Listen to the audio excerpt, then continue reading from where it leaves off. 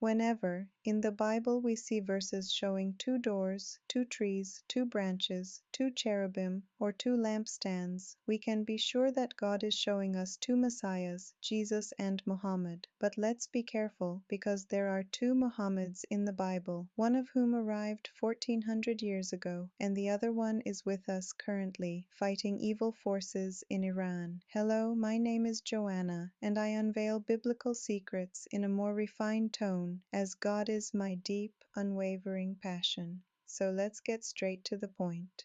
Three major prophets, Isaiah, Zechariah, and Ezekiel, present Jesus and Muhammad as concealed in two parallel adjacent elements, each revealing their specific nature or character.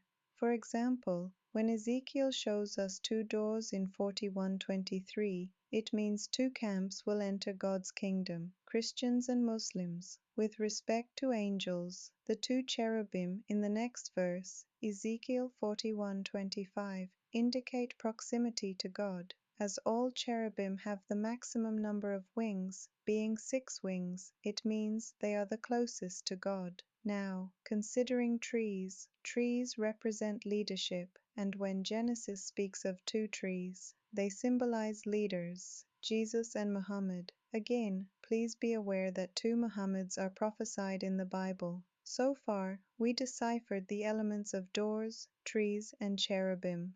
Let's have a look at two branches in Zechariah 4:12-14 and two lamps in Revelation 11:4. Lamps represent a special type of wisdom, and where the lamps are lit, it means there is life in the lamp bearers. What about branches? The branches demonstrate a link to the source of life, which in this instance, for Jesus and Muhammad, the source of life is the same.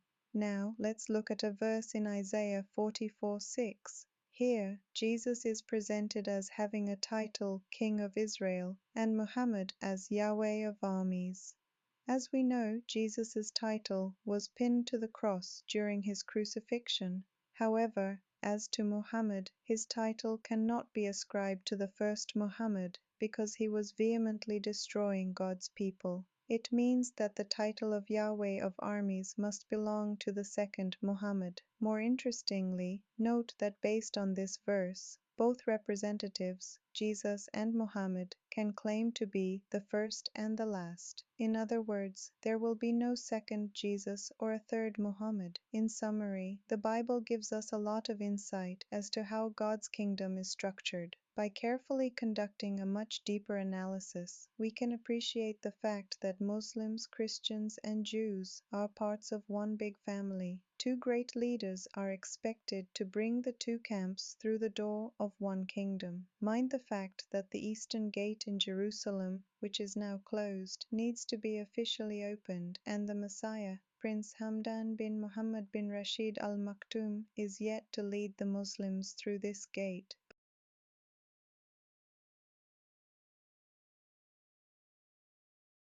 But more about it in my earlier presentation. See also my other videos cracking the puzzle about the mystery of the two witnesses, and how we can be sure that Prince Hamdan is the second coming of Muhammad. Thank you for listening. Stay blessed. Stay safe.